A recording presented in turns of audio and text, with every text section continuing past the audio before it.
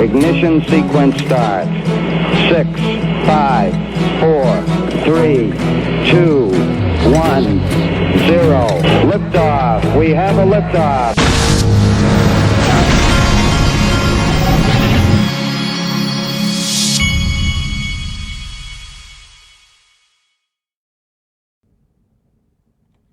Hey everybody, this is the Digital Asset Investor. I want to start out with a reminder that Link2 is having a Spaces today, 12 o'clock Eastern time, and Joe Indoso, COO of Link2, is going to be making a special announcement. I don't know what it is yet, but they did do a hashtag Ripple, hashtag XRP, so we'll see what that is. Now, probably the biggest news out today was this article from CNBC. Ripple says U.S. banks will want to use XRP cryptocurrency after partial victory in the SEC fight. Okay, now here's the quote from Stuart Alderati, who is the general counsel of Ripple. Asked whether the ruling meant that American banks would return to Ripple to use its ODL product, Alderati said, "I think the answer to that is yes." Now, I would like to remind you all of a little clip from back November 17th, 2022. This was Nick Burafedo at Ripple Swell in London. And the clip I want you to hear starts somewhere in here. He literally talked face-to-face with Brad Garlinghouse. He made it clear that they're ready to settle with the SEC as long as they can get clarity on XRP. I asked him if American companies were waiting on the sidelines to jump in the game once clarity happens, and he said absolutely. And he specifically said Bank of America. Bank of America is a huge partner of Ripple, and he said Bank of America stands to gain really big when the settlement happens, because they're going to have a huge competitive advantage over their competitors by using ODL in the marketplace. So Brad is very, very bullish. When asked what motivates Brad every day. All right. Look, and as I recall, Ripple had downplayed that, maybe called it miscommunication, but you know how that is. That was before the lawsuit was over. Of course they had to downplay it. Maybe they didn't realize how thorough the notes were that Nick takes. I don't know. Maybe they just thought it was just a side conversation. I don't know. Anyway, check this out. Crypto Wizard, the fuel for the fire. XRP BTC has spent 1,487 days in a range with high now getting tested. A breakout of this critical wizard resistance. I didn't know there was a wizard resistance. Will offer huge bullish momentum, and XRP will follow. Now, we've seen the Bitcoin maxis and the pundits, the supposed legal pundits, are all out there screaming from the rooftop, "Oh, but the SEC can appeal, but the SEC can appeal," and they might. My question is this. Where were all of those legal pundits when Bill Hinman went out and gave his speech? All of these attorneys know that Bill Hinman giving a speech doesn't mean anything other than the opinion of, and they literally give a disclaimer saying this is just the opinion of me. It's not representative of the agency. So all of the same lawyers that are now out after a legal opinion from a judge, a federal judge has come out and said that XRP itself is not a security. They all know this and have chosen to go to, but the SEC could appeal. But when they all know that this is the law now, okay, and that an appeal could be 2 or 3 years, they all know this. And they've chosen to scream that from the rooftops. Why were none of them, when Bitcoin and Ethereum got fake, and I remind you, it's fake regulatory clarity, it's the opinion of one guy from the SEC as far as from a legal standpoint. Now, you and I both know that it was coordinated at the SEC with Jay Clayton and all of them, and we've seen the emails, but it still doesn't carry legal weight. They all knew that. They knew that it would create vagaries and give a quasi-fake regulatory clarity for Bitcoin and Ethereum. But where were all these legal pundits, the ones that are trying to scare everyone about XRP in the lawsuit, why weren't they saying the same type thing about that speech? Well, the question answers itself, folks. And the Bitcoin Maxi of Bitcoin Maxis, Tone Vase, was this guy. You want to talk about, there's delusion and then there's delusion in all caps. This guy's the most delusional guy in all of crypto. And keep in mind, this guy, make no mistake, he knows that he knows there's a video out there that Homeland Security meeting with the 4 Satoshis. All these people know it. They could not know it by now. Those videos have been viewed hundreds of thousands of times, but none of them will acknowledge them. But he'll say this, listen to this. If the company goes down, the token will go down anyway, which would actually prove the thesis that it's a security. I agree. Right. Well, again, like the only... And you also, I need to show you who's speaking there. He's got a guy who's an attorney on there. And if you look at any of these guys who are so adamant that this case was negative when everybody knows Ripple won, any of these guys that do this, all you have to do is go look at their profile. This guy's a commercial litigator supporting Bitcoin, period. Okay? He supports Bitcoin poker. Life is on the wire. Well, life might be on the wire for Bitcoin Maxis now, because for the first time they have a real competitor with legal clarity that actually works as opposed to Bitcoin. And so they're showing up out of the woodwork and spinning as fast as they can. And Joe is listening in. Joe, I would love for you to chime in. So the only way is first of all, the SEC is going to try to appeal. I don't, in my opinion, they're probably not going to be successful, but they're going to try to appeal that the 2 parts that they lost. And if the SEC is able to, go after Ripple the company for $700 million, and they're able to prevent Ripple the company from selling more tokens, and they're able to prevent the founders from selling their personal billion-dollar wealth in the tokens, then Ripple the company may not have $700 million to pay back. I got a news flash for Tone. This only applies to the United States. Ripple can do whatever they want outside of the United States, as long as they're following the regulations of other countries. This guy is a freaking moron. The SEC. It's not 700 million, Tone. It's not 7. They did 700 million, 728 million in sales, and I think the actual profits are something like 2.5 billion. So disgorgement would be any ill-gotten gains. So it's the original sale plus any profits. So I think it's closer to 2.8, 2.7, somewhere there. Profits by Ripple the company. Correct, sir. Okay, but here's the thing, right? But since there were no victims, how is the SEC going to be able to, No, there are victims. Where's that money going to go? There are victims. The victims, ironically, were the institution, in the eyes of the SEC, and don't shoot me, I'm just giving you the SEC's narrative. The victims, ironically, are not retail who bought through programmatic sales, because Judge Torres found that retail didn't know they were buying from Ripple the company and the blind order books through the programmatic sales. The victims in this case, according to the SEC, would be the institutional investors who purchased it early on and had that expectation of profit based on the documents that were given to them. So effectively, they purchased unregistered securities. So those are identifiable.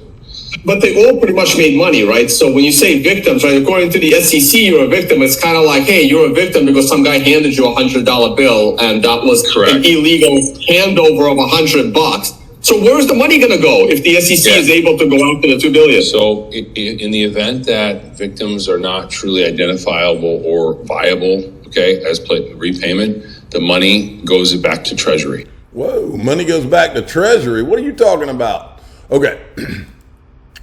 Then we had, let me see. Wheezy's reminding everyone, and he's got a link to it. Here's the link with the Homeland Security meeting with the 4 Satoshis video.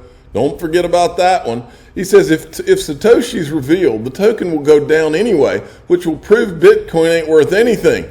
Same can be said. Still, not one Maxi has responded to this. They all want to comment on the XRP non-security status, but show them this video and they go radio silent. Not one, folks. Radio silent is right. Not one. Have you ever heard of one Bitcoin maximalist even acknowledge that this video exists? And let's go back and remind you, folks, the crypto space is not that big. And this thing, let me see, usually these things show you how many times they've been viewed. I'm not seeing how many times this video has been viewed right here. I think something Elon Musk did when he took over, some of these videos that used to show, that some of the older postings that used to show how many views they had, they don't show how many that they have now. But this one's, it's hundreds of thousands, folks, because I remember it showing that a while back.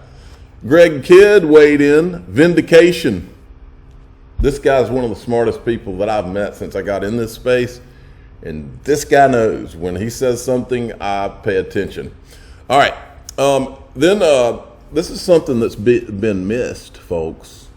Just think about, now remember, because of the fake Ethereum clarity, Joseph Lubin thought that he could have a token foundry and issue tokens at will. And there were venture capital firms involved in that. There were people and institutions, quote, institutions that had to have received distributions of the tokens that were created from Token Foundry and other methods. Just think about the judge's ruling on institutional sales being securities transactions applies to those involved in ETHgate. How many VCs, and you know who you are, I could name names, were distributed tokens directly from founders to later dump on retail? Oh, the liability. Remember this one? This is Joseph Lubin talking about his Token Foundry. My question is, it was all about creating a token factory, but now none of that applies. We've got an official ruling. The Ethereum speech means nothing as compared to the judge's ruling in the Ripple case. So now, how many institutions did the Token Foundry distribute to? That's my question. And Token Foundry, token launch services, where we can either issue an investor token or one of those consumer utility tokens that Bill Hinman of the SEC said wouldn't be deemed securities if you structured the token properly and if you marketed properly. So you don't market it in huge quantities to speculators. Yep. That Bill Hinman may have said that in a speech that carries no legal weight. But the judge just ruled on what it really means. Is that a security? All those things that Joseph Lubin issued, were those securities? Was this a security? This is Mike Novogratz purchasing. Mike Novogratz, did he purchase it, or did his institution purchase it? Here, he bought it directly from a founder, from Vitalik Buterin. Did he buy it from the Ethereum Foundation? Is this a security? And so I was at least intelligent enough to say, I'm not leaving until I buy some of the ethers. Yeah. And, ether was trading about 95 cents. It wasn't easy to buy back then. Yeah. There were some exchanges, but it was illegal if you're a New Yorker to buy it on an exchange because you could only buy on regulated exchanges, yada, yada, yada. So my first ether I actually bought from Vitalik. I called him up. I met him once at a dinner. He remembered me, but didn't know me. But they thought it was good for the community to have a Wall Street guy buying. So I bought 500,000 ether at 99 cents, maybe, or 98 cents. He changed the price of me at the last minute from 98 to 99. Because I'd waited too long and the price was going up. Yeah. And then I really became much more of a cryptomaniac. And that first year, ETH went up to 20, came back down to 8. There was the whole the DAO hack. The DAO hack. I had a lot of fun trading. That sounds like a guy who did nothing but bought it to make a profit. If anything's a security based on the judge's ruling, that is a security transaction. Okay? Now, then we've got this. This is one of Ripple's customers from Australia. Listen to this. Get you to get your crystal ball out for me if you don't mind. Ripple intends to use XRP for cross-border settlements. How likely is it that XRP becomes the #1 cryptocurrency now that it does have a bit more legal clarity in the US compared to others? Yeah, well, I don't know necessarily if it's going to be the number one, but certainly looking at the breakdown, I mean, right now as it stands, the big two are Bitcoin and Ethereum. I think Ethereum has about 20% of the market, and Ethereum and Bitcoin on any good day is probably between 45 to 50% of the market. So they are two behemoths still that need to, there's going to be a long way to go. But XRP generally comes in around number 3 in terms of trading volume, in and around one of the better known stable coins. So we're still in the foothills when it comes to use cases and kind of the development around the use cases of each of these different tokens.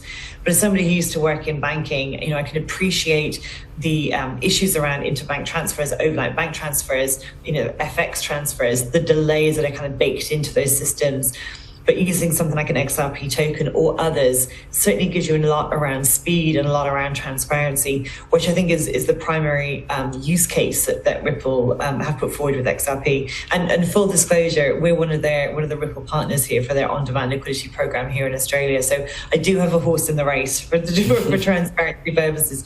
But yes, no, I do think that it just really illustrates the benefits of blockchain technology and the speed, the transparency, low cost. There's an awful lot there that's worth exploring, both for traditional finance and for potentially crypto investors. There you go. Excuse me. Now, there's a lot of talk about appeal. But this is something I heard early on. I just want to show you. This is Katie Hawn, famous for ETHgate, but she weighs in, okay? She weighs in on the possibility of an appeal. I'm no attorney. And I don't think she is either. Well, no, she is an attorney, I think. But anyway,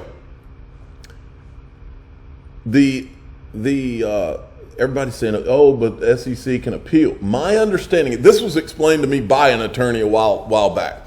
My understanding is that if the SEC appeals this and loses on appeal, that then a result which now applies to Ripple and XRP would apply to all others. That's my understanding. But again, I'm not an attorney.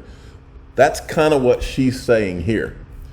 Regarding the SEC and an appeal, anything is possible, but an immediate appeal seems unlikely, both because the agency would have to ask the court to split this decision from the portion going to trial, and because I'm skeptical the SEC actually wants legal clarity. The commission benefits from the current confusion, and losing these issues on appeal would jeopardize its entire enforcement agenda. So I'd be surprised if the SEC tried to appeal now. This is what I was told a while back, is that if they try to appeal, that it could put their entire enforcement agenda at risk, because a loss on appeal would apply to everyone, and everyone would be able to then use this same ruling. Now, again, I'm not an attorney. I'm just telling you what I was told, and I think I got that right. Now, I wanted to show you that Raoul Pal. Remember, Raoul Pal is ex-Goldman Sachs. He's connected. He's one of those guys that they have information you and I don't have.